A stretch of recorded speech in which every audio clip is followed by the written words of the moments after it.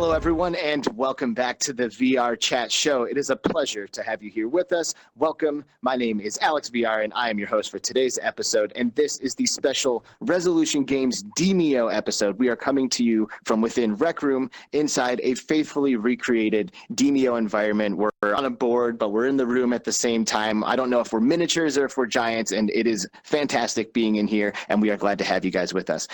We are joined here today by Johan Donwill, the producer over at Demeo, and Steve Olofsson, the game designer over at Demeo from Resolution Games. How are you guys doing today? Thank you for being here. Well, thank you for having us. I got to say, I love what you've done with this setting. It's very impressive. Yeah, it's really cool. Excellent, excellent. Well, we are super excited to have you with us. Also joining us today are the people responsible for bringing this amazing environment to us. We have all of the artists that have worked on this Demeo set from within Rec Room. We have Noctauto, we have Misery, we've got Betty, Mystery is here with us on the castle couches, Clarity VR, OnDog is here, Just Incredible is here. Of course, Jason is also an artist, and of course, he's the producer of the show. We have Velp, the show editor, and of course, does the animations here. And of course, we have POWJams and AFewGoodTacos who have joined us for some camera work today. So thank you all so much for being here and making this possible. Also joining us today, we have some people from the amazing VR YouTube community, amazing VR YouTube creators. We have Chris from Shugghead Gaming join us. Hello, Chris. Thanks for being here. We have Dave from Davestation Games over there.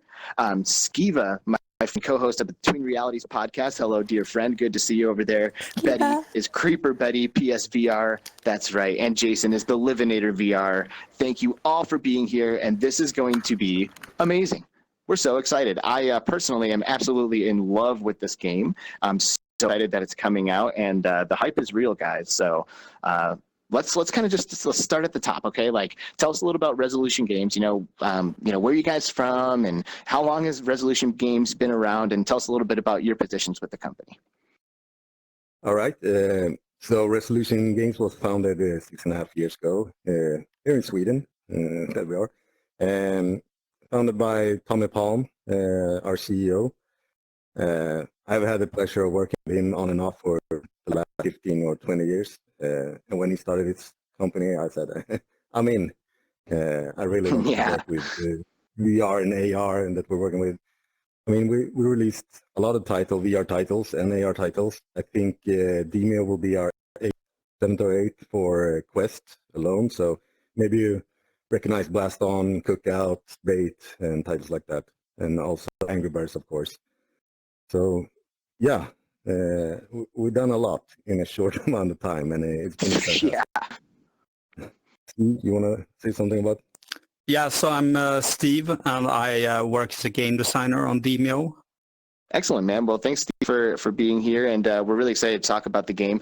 Steve, thanks. So Donwill, maybe you can tell us a little bit about what game Demeo is and what people can expect if they pick it up today on Oculus or Steam, which is kind of cool. It's on both platforms.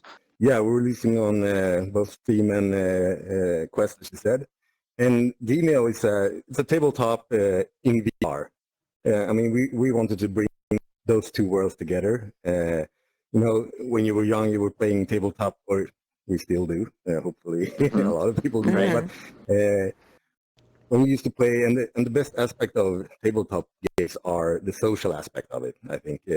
Sitting around with your friends, playing in your mom's basement, I don't know, kind of like this.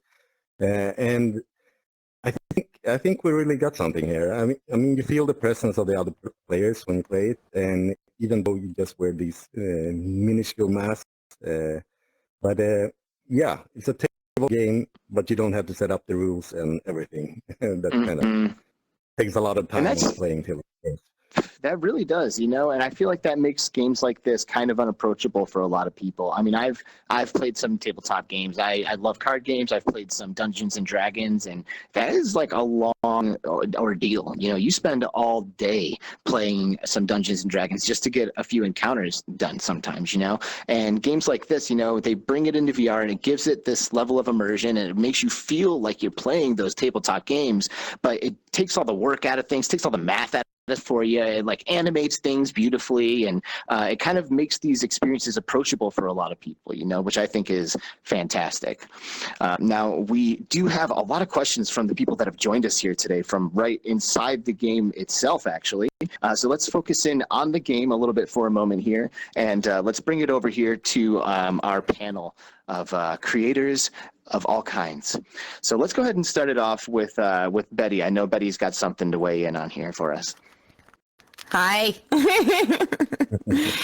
I don't have, it's not really so much of a question, but mine's more of a statement. I just wanted to say thank you so much for joining, first of all, and always a pleasure to have the opportunity to be here with you.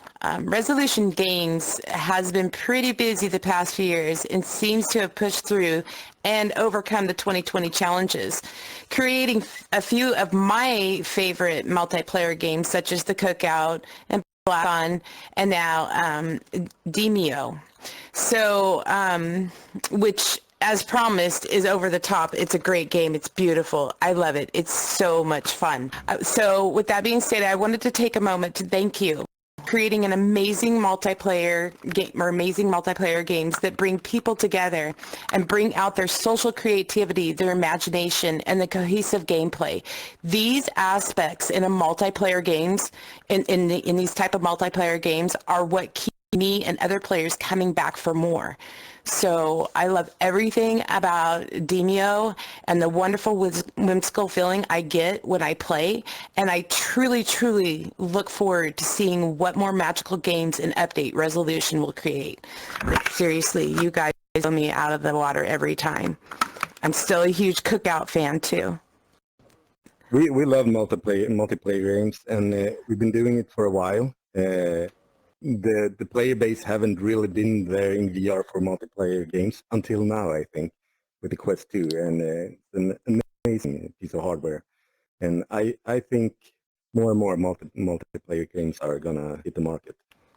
So yeah, we're psyched about this. Yeah, thank you, Betty, for man. I felt like standing up applauding after you said all that stuff. All right, let's go ahead and throw it over now to Dave from DavestationVR.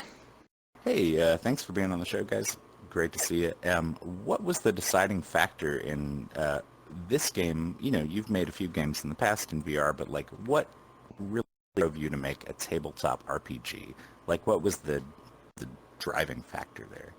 Yeah, so I think there's a lot of us in the team that really love these kinds of games, and there's a lot of us that played them as a kids as well. So yeah, I think we genuinely just wanted to experience this ourselves in VR. There it is. They want to experience themselves. If you guys want to enjoy a VR experience and no one's making it, make it yourselves. There it is. Boom. Resolution Games making things happen. I absolutely love it. Skeeva, how's it going, dude? I'm very excited to be here today, guys. I'm a huge fan of this game. I love the variation of characters that you have in the game. Their strengths and their weaknesses really complement each other really well, actually. Will there be any additional characters added into the game in the future?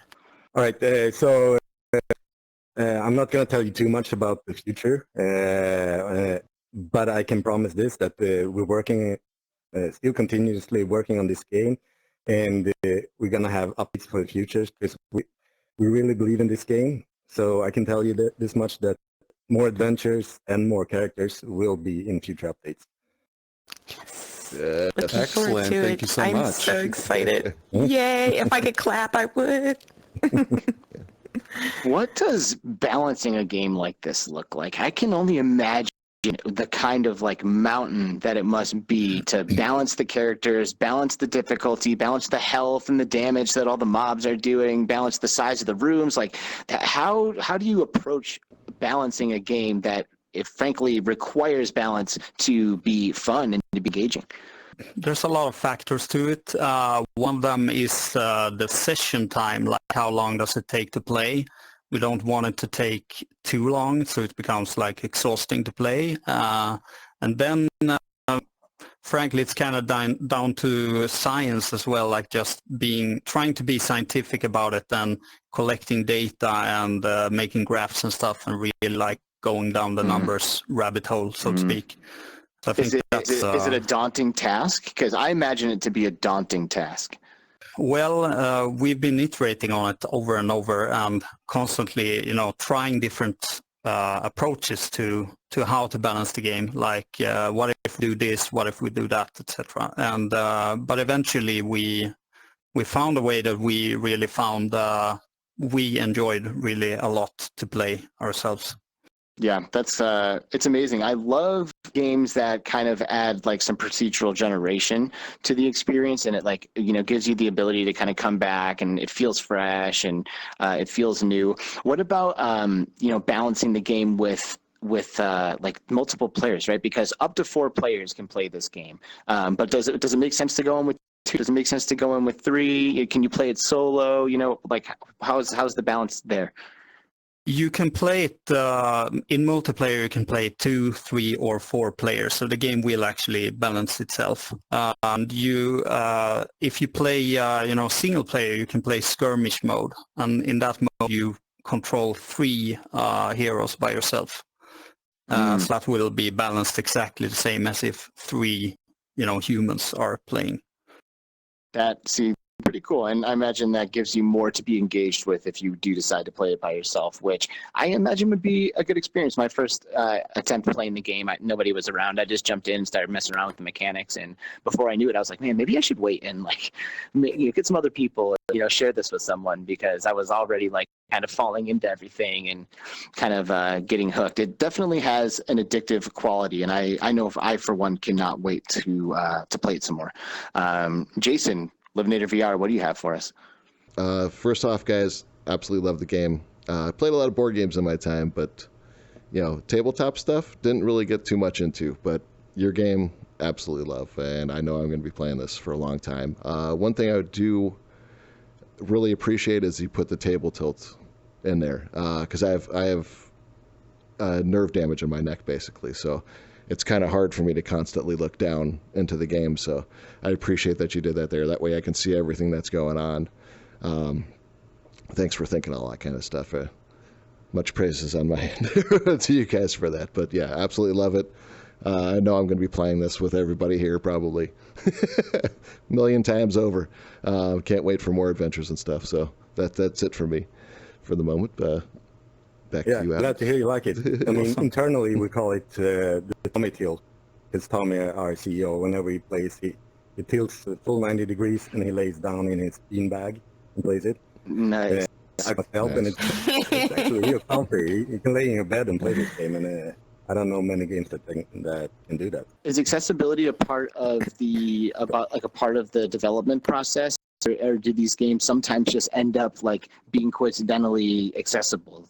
Well, in this case, it was more of an accident. We've been looking into how to make the game more accessible to other players with disabilities. We haven't taken any firm action to address that, but I believe that's something we're going to look at in the future as well. That's great. It's always awesome when people of all ability have the option to get in, play games with everybody. It's good stuff. So it's always appreciated when that's possible. How you doing over there, Chris from Shugghead Gaming? Thanks for having me, everyone. Thank you, Alex. Thank you to the team over at Resolution there for joining us. It's very, very cool what you've created here, and it's even more cool that you came and talked to us about it. Very special. Now, just before I get into my question, I don't know what kind of childhood you guys had, but I was an 80s child, and I sure was not playing tabletop RPGs in my basement. It was more like Mousetrap and Hungry Hungry Hippo. So this is more like, this is my adult world here, and the ability to go play adult games in my 80s basement, totally awesome. It's just one of my favorite games of 2021, so thank you very much. Indeed. Now, one of the things I wanted to hit on quickly was, I know that there is a flat screen option. I don't know if it's coming at launch, but I know it's something that's coming on the Steam VR version. Is that going to be cross-play with the Oculus as well? Are we going to all be one big happy family? Yes, very much so. Wow. It's not going to be released on launch. It's going to be delayed for I don't know how long. But yeah, we're really looking forward to releasing that as well, to kind of bring more people into the Demeo world as well. So. Yeah, I love that. More people. I mean, obviously, I have found personally as a VR enthusiast, the best way to promote VR is by just impressing people and making them want it rather than telling them they need it. And I've had some great experiences with people needing or wanting to have the experience I'm having when they're just sitting there watching their TV like a boring person. So absolutely love that. And my wife, who cannot do VR, is so excited that she's going to get a chance to play a game like this with me while I'm in the headset. Cool. So that's very special too. So thank you. Yeah, and regarding the setting, this mom's basement setting, I think not many of us experienced the 80s like this. I myself grew up in an apartment, but I think from all the TV shows and movies that we watched back then and also now, kind of gives you this image of what it should look like, right? So, yeah, that's why we went for it and made the stream. Oh, this is very much my childhood. I just wasn't sophisticated enough to be playing something like this. All right. Okay. I'm still at hungry hippo levels. I just want to put that out there. You saw it on Stranger Things and you thought it was cool. Let's bounce it over to DavestationVR. I know he's got more for us. Hey, so one thing that I really like is that you guys have kind of streamlined tabletop RPGs have so much, when you get started, there's all this writing stuff down on a piece of paper, and it takes 4 hours to get going, right? And that's a big barrier to entry. And so you mentioned earlier, you guys have kind of streamlined that process, and that's really cool because it's hard to get someone into a tabletop RPG. My first experience was my friend's dad, who was a police officer, not a very good dungeon master, I'll say. But he tried to get us into it. It took 4 hours to get us armor, and it was not cool.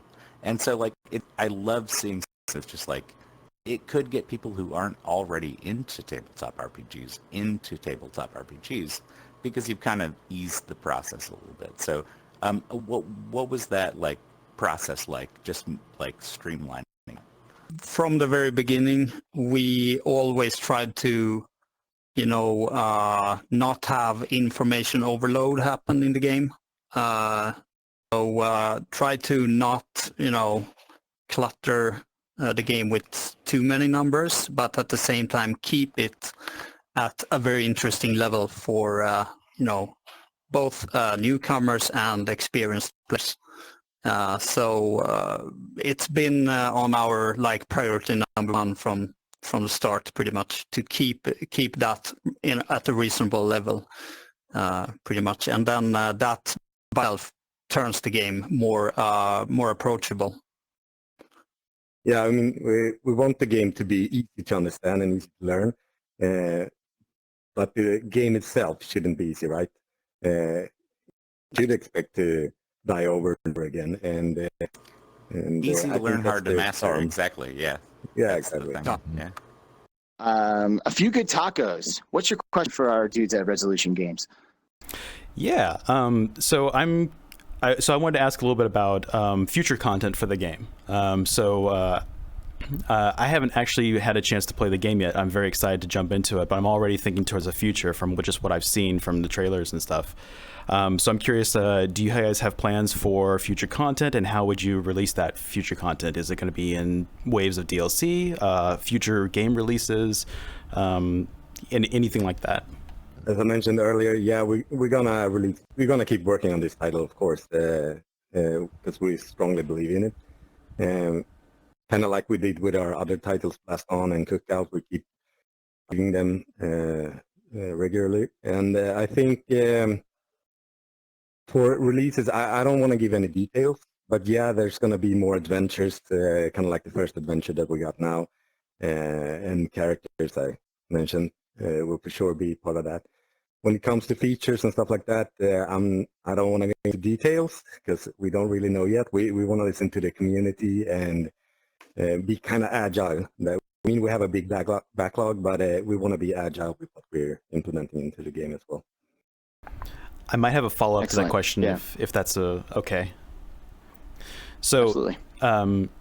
so you mentioned getting feedback from the community. What's a good way for the community to give you feedback? On launch day, today I'm gonna play this game, hitting quick play, and hopefully I'll join Roundtable, and it's gonna be awesome. And obviously Nice. I'm gonna get their input on that, but mainly we have our Discord channel. Beautiful. You know, for those who haven't had a chance to take a look at the game yet or play it, can you tell us a little bit about the story of the game, kind of the lore of the world, and also the name Demeo, where it derived from? Demeo, it's a Latin word, and it actually means to descend or to walk down. Nice. It sounds pretty cool. We decided we're gonna pronounce it Demeo. Some might say Demeo, but it should be Demeo.